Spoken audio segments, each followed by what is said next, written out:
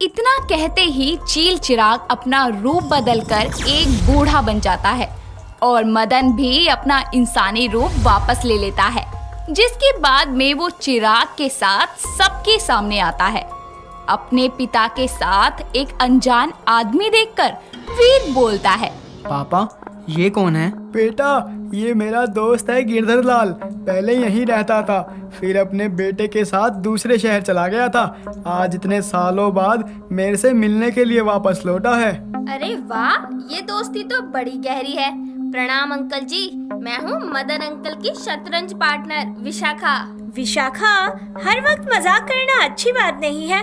Uncle माफ करना, ये थोड़ा ज्यादा ही बोलती है। आप सब बैठिए, मैं आपके लिए कुछ खाने पीने को लाती हूँ। अरे बेटी कोई नहीं, बच्ची है, यही उम्र है मजाक करने की। हाँ गिरधर, सही कहा तूने। विशाखा पूरे घर में रौनक लगाए रखती है और जब से मेरी बहू घर आई है ना, तब से ये घर खुशियों से भरा रहता है। पापा आप दोनों बातें करो, मैं थोड़ा आराम कर लूं। इन दोनों बहनों ने शॉपिंग के नाम पर चलवा चलवा के मेरे पैर दर्द कर दिए। हाउ मीन जीजू। वीर अपने कमरे में चला जाता है, जिसके बाद विशाखा भी अपने कमरे में जाकर फोन में बिजी हो जाती है। दूसरी ओर बानी रसोई में खाने की तैयारी करने लगती है। तभी खुद को अकेला पाकर गिरधर बना चील चिराग बोलता है, अरे कब अंजाम दोगे अपने प्लान को? अरे सब्र करो ना, बहू जैसे ही बाहर आएगी तब तुम अपना रूप बदलकर मुझे पकड़ते हुए बाहर ले जाना। ठीक है, मुझसे इंतजार नहीं हो रहा। दोनों का प्लान अंजाम के लिए तैयार था। अब बस इंतजार था तो बानी के बाहर आने का। कुछ देर में ये इंतजार भी खत्म होता है। जैसे ही बानी नाश्ते की ट्रे लेकर बाहर आती है, उसको देखते ही गिरधर चील रूप लेकर मदन को बाहर ले जाता है। ये देखकर बानी के हाथों से ट्रे गिर जाती है और वो चिल्लाते हुए बोलती है, पापा। बानी की आवाज सुनकर वीर और विशाखा भी बाहर आ जाते हैं, जिसके बाद वो बानी से बोलते हैं, क्या हुआ? हाँ दीदी क्या हुआ, तुम चिल्लाई क्यों? वो पापा। वो पापा क्या? कहाँ हैं वो? कुछ देर पहले तो यहीं बैठे थे, अब कहाँ गए वो? चलो मेरे साथ। बानी उन दोनों को बाहर लेकर आती है, जहाँ वो तीनों देखते हैं कि एक विशालकाय चील ने मदन को अपने पैरों के नीचे दबा के खड़ा किया है और वो चील हंस रहा है। बानी के बाहर आते ही वो उसको देखकर बोलता है, आ गई नागिन, चल अब मुझे नागमणि दे दे, वरना ये तेरा पिता जिंदा नहीं बचेगा। कौन हो तुम? किसने भेजा है तुम्हें यहाँ? मैं कौन हूँ और मुझे किसने भेजा है ये जानने की जरूरत नहीं है। अगर फिक्र करनी है तो उस बुढ़े की कर, जिसकी जान मेरे कदमों में कैद है। इसको बचाना चाहती है तो मणि दे दे, वरना इसको भी अपने बाप मधुकर की तरह मरते हुए देखियो। तुम्हारे लहजे से तो साफ पता लग रहा है कि तुम्हें उस अर्जुन ने ही भेजा है, और जहाँ तक मुझे लग रहा है तुम वही चील हो ना जिसको एक बार मेरे पिता विराट ने मौत के घाट उतारा था। सही पहचाना, लेकिन इस बार मैं सर्वशक्तिशाली हूँ और मुझे कोई नहीं मार सकता, लेकिन मैं जरूर इस मदन को मार सकता हूँ। विशालकाय चील की बात से वीर घबरा जाता है। वो अपने पिता को बचाने के लिए बानी से बोलता है, बानी मैं तुम्हारे आगे हाथ जोड़ता हूँ, मेरे पापा को बचा लो। उनके सिवा मेरा इस दुनिया में कोई भी नहीं है, और ना ही मैं तुम्हारी तरह इतना स्ट्रोंग हूँ कि अपने पिता को अपनी आंखों के सामने मरता देख लूं। वीर, ये क्या कह रहे हो?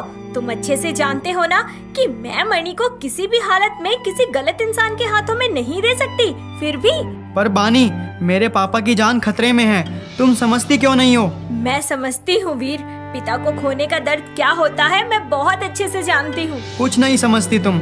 मधुकर अंकल को भी इसलिए मरने दिया क्योंकि वो तुम्हारे सगे पिता नहीं थे, और आज भी तुम मेरे पापा की जान खतरे में डाल रही हो क्योंकि वो तुम्हारे पापा नहीं हैं। वीर की इन बातों से बानी को बहुत ठेस पहुंचती है। वहीं दूसरी तरफ चील चिराग ये सारा ड्रामा देखकर बोलता है, तुम दोनों का ये इमोशनल अत्याचार खत्म हो गया तो मुझे ये बताओ, इस बूढ़े को जिंदा रखूं या मार दूं? प्लीज मुझे मार दो, पर मेरे पापा को छोड़ दो। मैं तुम्हारे सामने हाथ जोड़ता हूँ। वीर, आपको इस राक्षस के सामने गिड़गिड़ाने की कोई जरूरत नहीं है। मेरा एक वार ही इसकी कहानी खत्म कर देगा। मैं भी तो यही चाहता हूँ कि तुम मुझ पर वार करे। बानी अपने विशाल नागिन रूप में आ जाती है, जिसके बाद वो चील चिराग को घूरते हुए बोलती है। चील, तेरी मौत आई है। मेरे होते हुए तो मेरे पापा को नुकसान पहुंचाएगा। ऐसा मैं कभी नहीं होने दूंगी। बानी चील पर एक घातक वार करती है, लेकिन चील पर उस वार का कोई असर नहीं होता, जिसके बाद वो नागिन पर वार करता है और नागिन उस वार से घायल होकर जमीन पर गिर जाती है। अपनी बहन को ऐसे घायल देखकर विशाखा बोलती है, दीदी आप ठीक तो हो ना? इस चील के बच्चे को तो मैं सबक सिखाती हूँ। नहीं विशाखा। बानी पर वार होने की वजह से विशाखा गुस्से में आकर आसपास के पड़े हुए पत्थर उठाती है और चील चिराग को मारते हुए बोलती है, रुक जा चील के बच्चे, मेरी दीदी को मारेगा, तुझे अभी बताती हूँ। चिराग विशाखा को रोकने के लिए अपनी शक्तियों से उस पर वार करता है, जिसके कारण वो बेहोश हो जाती है। अपनी बहन पर वार होता देखकर नागिन गुस्से में आ जाती है और चील चिराग को हराने के लिए शिव को याद करते हुए बोलती है, हे भोलेनाथ, मेरी रक्षा कीजिए। इस चील की शक्तियाँ मेरे ऊपर हावी हो रही हैं। मुझे कोई रास्ता दिखाइए ताकि मैं इसका अंत कर सकूं, नहीं तो ये मणि हासिल करने में कामयाब हो जाएगा। बानी के इतना कहते ही शिव दर्शन देते हैं, जो उसको चील चिराग को मारने के लिए संकेत देते हुए बोलते हैं, पुत्री ध्यान लगाओ, जैसे मछली बिना पानी के मर जाती है, वैसे एक पक्षी के लिए उसके पंख और उसकी चोंच बहुत महत्वपूर्ण होती है। शिव के इतना कहते ही बानी अपनी आंखें खोलती है और एक बार फिर खुद को संभालती हुई खड़ी हो जाती है, जिसके बाद वो चील चिराग से बोलती है, चील चिराग, अब तेरी मौत करीब है। तुझे क्या लगा था कि तेरा अंत नहीं होगा, लेकिन तू गलत था। अच्छाई कमजोर जरूर हो सकती है, लेकिन हार नहीं सकती, इसीलिए अब तू मरेगा। बानी अपनी शक्तियों को एकत्रित करके चील चिराग की चोंच पर एक बेहद घातक वार करती है, जिसके कारण वो दूर जाकर गिरता है और देखते ही देखते उसके शरीर को आग लग जाती है। इसी के साथ उसका अंत होता है, और वो भी हमेशा हमेशा के लिए। इसके बाद बानी अपने इंसानी रूप में आकर विशाखा को उठाती है और वीर अपने पिता मदन को, दोनों को ही घर में जाकर बिठाते हुए वीर बोलता है, बानी मुझे माफ कर दो, मैंने तुमको बहुत बुरा भला कहा। कोई बात नहीं वीर जी, अरे आपके पापा की जान खतरे में थी तो ऐसे में गुस्सा आना तो लाजमी है ना, और अब उस बात का बुरा भी क्या मानना। तुम बहुत अच्छी हो, मेरे इतने कड़वे बोल सुनने के बाद भी तुमने मेरे पापा को बचाया। आप भूल रहे हैं वीर, वो मेरे भी पापा हैं। मैं पहले एक गलती कर चुकी हूँ, अब उसे दोहराना नहीं चाहती। दीदी पर ये नागमणि है कहाँ? सब इसके लिए आपके पीछे पड़े हैं, पहले वो डायन मोहना और अब ये चील। नागमणि अपने सुरक्षित स्थान पर है, वो ऐसी जगह पर है जहाँ वो राक्षस उसे ढूंढने की कभी सोच भी नहीं सकते। बानी हमें भी बताओ ना, कहाँ है नागमणि? ठीक है बाबा, बताती हूँ नागमणि कहाँ है।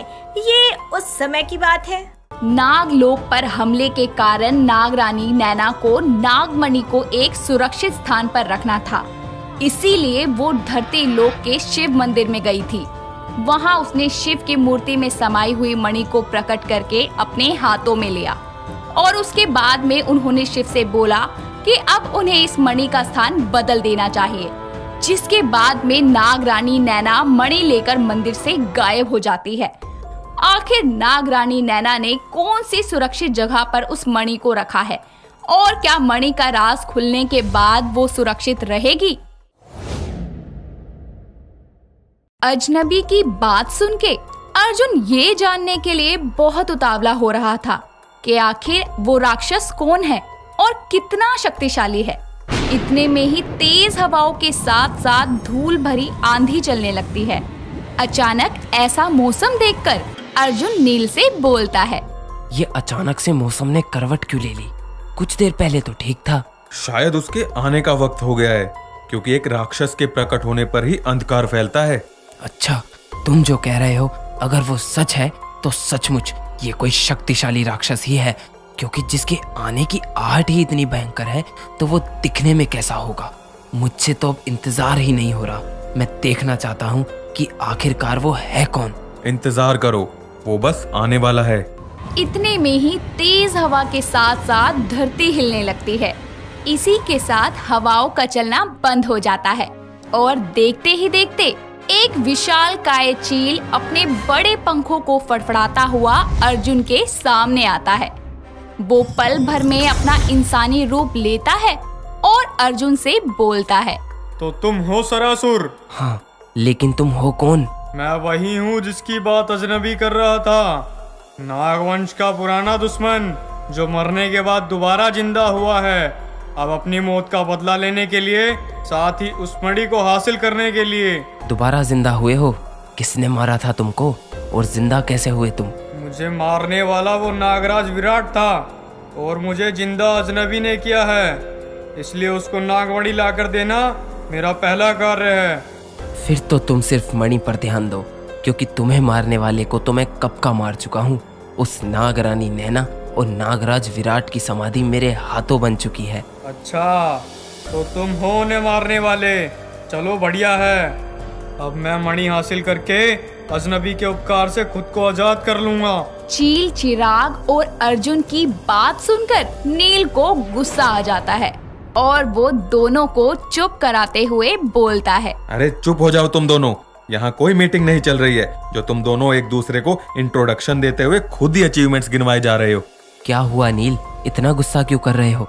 अब वो हमारा साथ देने आया है तो उसके बारे में जानना तो जरूरी है ना। अगर अजनबी को पता लगा ना कि हम यहाँ बातें करके टाइम खराब कर रहे हैं तो हमें पक्का मार देगी। मार देगी? मतलब वो एक औरत है, तुम मिले हो क्या उससे? हाँ, तुमको कैसे पता मार देगी? अरे यार, मुझे क्या पता कौन है वो, मैंने तो बस ऐसे ही बोल दिया था। अच्छा, ये सब छोड़ो, अब काम पर लगते हैं। ये बताओ कि मणि हासिल करने के लिए कोई प्लान है? सबसे पहले मुझे नागिन के घर से ऐसा कोई ढूंढना होगा जो हमारी मदद कर सके। ऐसा तो कोई नहीं है। उसका पता मैं लगा लूंगा। कुछ दिनों तक नागिन के ऊपर नजर रखनी पड़ेगी ताकि हमें पता लग सके वो कब अकेली होती है। ठीक है, तो अब लग जाओ काम पर। चील चिराग अपने चील रूप में आकर बानी के घर के पास एक पेड़ पर जाकर बैठ जाता है और उस पर नजर रखता है। दूसरी तरफ इस बात से बिल्कुल अनजान बानी अपनी बहन और पति के साथ बाहर शॉपिंग के लिए निकल रही होती है। तभी मदन उनको टोकते हुए बोलता है, बेटा तुम सब बहुत टाइम बाद बाहर जा रहे हो तो अच्छे से एंजॉय करना। पापा जी, आप भी हमारे साथ चलते तो ज्यादा अच्छा लगता। नहीं बेटा, मेरे घुटनों का दर्द अब कहीं घूमने की इजाजत नहीं देता। तुम लोग जाओ, अगर मेरी वजह से तुम लोगों का दिन खराब हुआ तो मुझे बहुत बुरा लगेगा। ठीक है पापा, हम जा रहे हैं, आप अपना ध्यान रखना और कोई भी जरूरत हो तो मुझे या बानी को कॉल कर लेना। मेरे पास भी फोन है, मुझे भी कर सकते हो आप। अच्छा विशाखा बेटी, तुमको ही करूँगा। चलो अब जाओ, तुम सब आराम से आना और मेरी चिंता बिल्कुल मत करना, मैं अपना ध्यान अच्छे से रखूंगा। ठीक है पापा जी, हम चलते हैं, आप अपना ध्यान रखना, बाय। वीर बानी और विशाखा के साथ घर से निकल जाता है। ये सारा नजारा देखकर चील चिराग उनके जाते ही नीचे आकर अपना इंसानी रूप धारण करता है और बोलता है, अच्छा तो ये है नागिन नैना की बेटी बानी, बड़ी ही खूबसूरत है, बिल्कुल अपनी माँ की तरह। खैर अभी तो ध्यान मणि पर लगाना है। ऐसा करता हूँ, बूढ़े को ही मारकर इसका रूप ले लेता हूँ, जिसके बाद नागिन के करीब भी रहूँगा और उसको शक भी नहीं होगा। चील चिराग वापस अपना चील रूप लेकर बानी के घर में प्रवेश करता है, जिसके बाद वो मदन को ढूंढता हुआ हर कमरे को छानता है, लेकिन मदन उसे कहीं नहीं दिखता। जिसके बाद वो फिर से अपने इंसानी रूप में आकर कहता है, वो बूढ़ा तो घर ही रुका था, फिर कहाँ गया? मौत से बचने के लिए कहीं छुप तो नहीं गया? शांत खड़े चील चिराग को किसी के जोर जोर से मंत्रों का उच्चारण करने की आवाज सुनाई देती है। उस आवाज का पता लगाने के लिए वो अपनी चील रूप में आकर आवाज का पीछा करता है और घर की छत पर आ जाता है, जहां वो देखता है आधा जला इंसान आग जलाकर पूजा कर रहा है। ये देखकर वो समझ जाता है कि ये एक राक्षस है, जिसके बाद वो अपनी इंसानी रूप में आकर कहता है, कौन हो तुम और वो बूढ़ा कहाँ गया जो इस घर में रहता है? चील की आवाज सुनते ही मदन अपनी आंखें खोलता है और अपने सामने इंसानी रूप चील को देखकर घबरा कर बोलता है, तुम कौन और यहाँ क्या कर रहे हो? ये बात पहले तुम बताओ, वरना अभी के अभी मौत के घाट उतार दूंगा। वो बूढ़ा मैं ही हूँ, मैं एक राक्षस हूँ और वो बूढ़ा मेरा इंसानी रूप है। मतलब नागिन की शादी एक राक्षस से हुई है? क्योंकि तुम राक्षस हो तो तुम्हारा बेटा भी वही हुआ ना? नहीं, वो इंसान है, उसका राक्षसों से कोई लेना देना नहीं है। अब तुम ही बता दो कि तुम कौन हो। चील चिराग अपनी सारी सच्चाई मदन को बता देता है, जिसके बाद वो बोलता है, मणि के पीछे तो मैं भी हूँ। अगर मैं तुम्हारा साथ दूंगा तो मणि मिलने के बाद तुम मुझे भी उसका इस्तेमाल करने दोगे? ठीक है, लेकिन मेरी मदद कैसे करोगे? मैं मरने के बाद दोबारा जिंदा हुआ हूँ, इसलिए मैं नागिन पर सीधा प्रहार नहीं कर सकता। पहला वार नागिन करेगी, तब जाके मेरे वार का उस पे असर होगा, तभी मैं उसको मजबूर कर सकूंगा नागमणि का राज बताने के लिए। मतलब यही ना कि पानी को उकसाना है ताकि वो पहले वार करे? हाँ, सही समझे। बस फिर तुम देखते जाओ, ये करवाना तो मेरे बाएं हाथ का खेल है। मेरे पास एक प्लान है, ध्यान से सुनो। मदन अपना प्लान चील चिराग को बताता है, जिसको सुनकर चिराग बोलता है, बहुत ही तेज दिमाग है तुम्हारा, अब बस नागिन के आने का इंतजार है। कुछ देर बाद में वीर, बानी और विशाखा घर आते हैं। ये देखकर मदन बोलता है, तैयार हो जाओ चील चिराग, अब मणि का राज जाने का वक्त आ गया है। हाँ चलो। इतना कहते ही चील चिराग अपना रूप बदलकर एक बूढ़े का वेश धर लेता है और मदन भी अपने इंसानी रूप में आकर चिराग के साथ सबके सामने आता है। तो क्या लगता है आपको, क्या होगा मदन का अगला प्लान? क्या वो सफल होगा नागिन से पहला वार करवाने में, या दोनों ही अपनी जान गंवा बैठेंगे? ये तो हमें कहानी के अगले भाग में ही पता चलेगा।